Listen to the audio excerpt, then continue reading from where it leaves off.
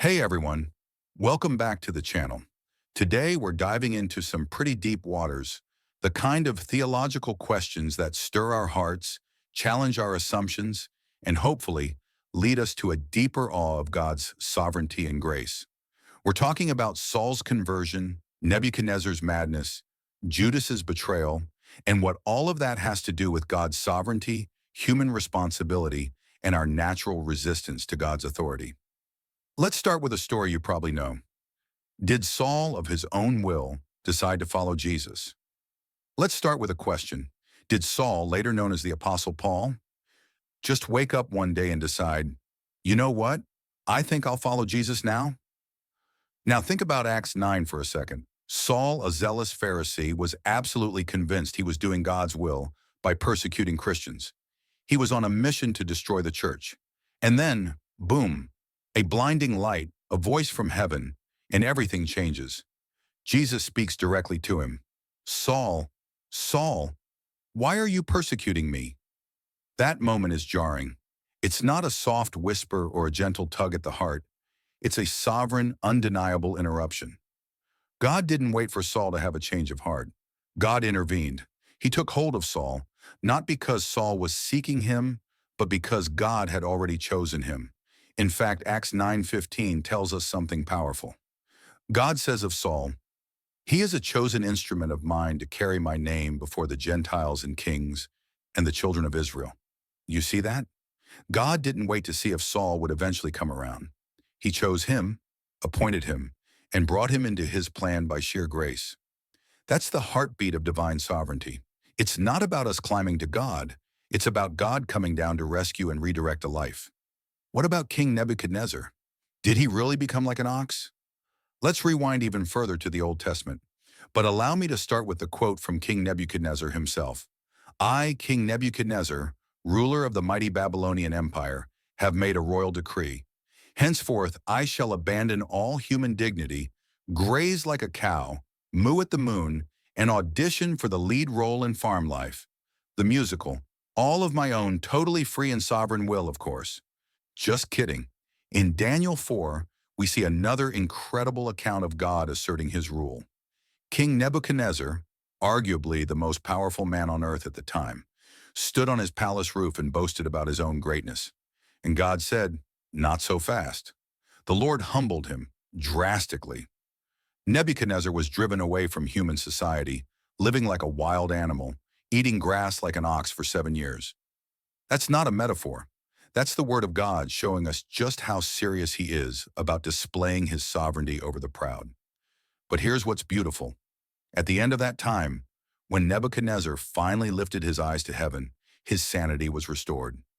Not when he fixed himself, not when he learned his lesson, but when he acknowledged God's authority. Daniel 4:34-35 says it best. "His dominion is an everlasting dominion, and his kingdom endures from generation to generation.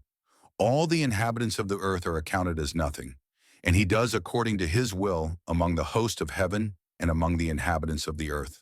That's a man who learned, through painful discipline, that God rules, not us. Could Judas have chosen not to betray Jesus? This is where things get even more sobering, because now we're talking about the crucifixion, the center of redemptive history. From a human standpoint, Judas made a choice. He wasn't forced. He accepted the silver. He approached the authorities. He betrayed Jesus with a kiss, and he's held accountable for it. Jesus himself says in Matthew 26:24, "Woe to that man by whom the Son of Man is betrayed. It would have been better for that man if he had not been born." But let's look deeper. Was this betrayal simply foreseen by God, or was it part of a larger predestined plan? John 13:18 quotes Psalm 41:9, "He who ate my bread has lifted his heel against me." This was no accident. It was written, it was ordained. Acts 2:23 says Jesus was delivered up according to the definite plan and foreknowledge of God. That word, definite plan, matters. This wasn't just God looking ahead and responding. This was God's will unfolding. Judas made a real choice, but that choice was part of God's sovereign purpose. That's the mystery of providence.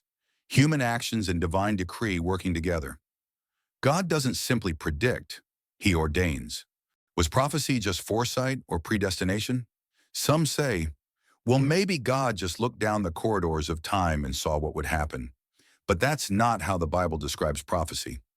In Acts 4:27-28, believers pray, truly in this city there were gathered together against your holy servant Jesus to do whatever your hand and your plan had predestined to take place. They didn't say, God, thanks for predicting this. They said, God, you planned it. You predestined it. This is why biblical prophecy is so powerful. Micah 5:2 predicted the Messiah would be born in Bethlehem. Zechariah 9:9 said he would ride into Jerusalem on a donkey. Zechariah 11:12-13 speaks of betrayal for 30 pieces of silver. None of these were guesses.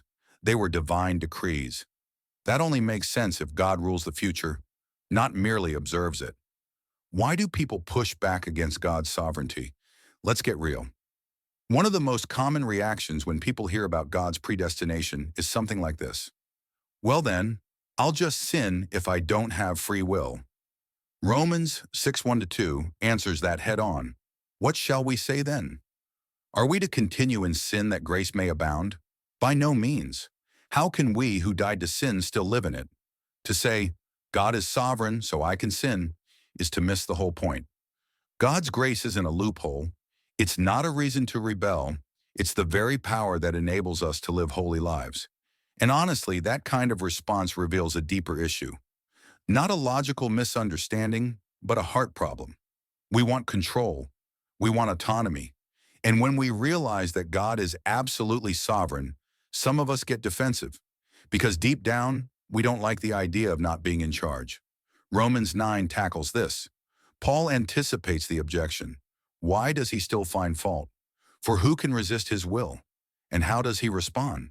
Not with an explanation, but with a challenge. But who are you, O man, to answer back to God? That's not harsh. It's humbling. We are not the judge of God. We are the clay. He is the potter. That's not an insult. It's a reminder of who he is and who we are. God's sovereignty is not cold. It's comforting. Listen, I get it. These doctrines are weighty. They're not easy to wrap your mind around. But here's what I've come to believe. Trying to figure out why God chooses some and not others often reveals less about him and more about us. It shows our unwillingness to trust that his will is good, even when we don't understand it. Isaiah 55:8-9 reminds us, my thoughts are not your thoughts, neither are your ways my ways, declares the Lord. As the heavens are higher than the earth, so are my ways higher than your ways. We can't domesticate God. We can't fit him into a box that makes us feel comfortable. And honestly, would we really want to serve a God we could fully explain? At the end of the day, God's sovereignty isn't meant to confuse you. It's meant to comfort you. It means your salvation isn't dependent on how strong your faith feels today. It means history isn't spiraling out of control. It means your prayers matter because the one you pray to actually rules the world. Final thoughts. So what's the takeaway from Saul, Nebuchadnezzar, Judas, and these big, heavy doctrines? It's this. God is in control, and that's not something to fear. It's something to rejoice in. His plans are perfect. His justice is flawless. His grace is unstoppable. And though his ways are higher than ours, we can trust him with everything. Let's not resist his sovereignty. Let's rest in it. Let's worship him, not because we understand everything, but because he is worthy of our trust. Thanks for hanging out with me today. If this video helped you wrestle honestly with these truths, or if you have questions, drop a comment below. Let's grow in grace and truth together. Soli Deo Gloria.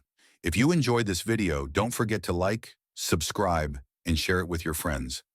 Thanks for watching, and I'll see you in the next one.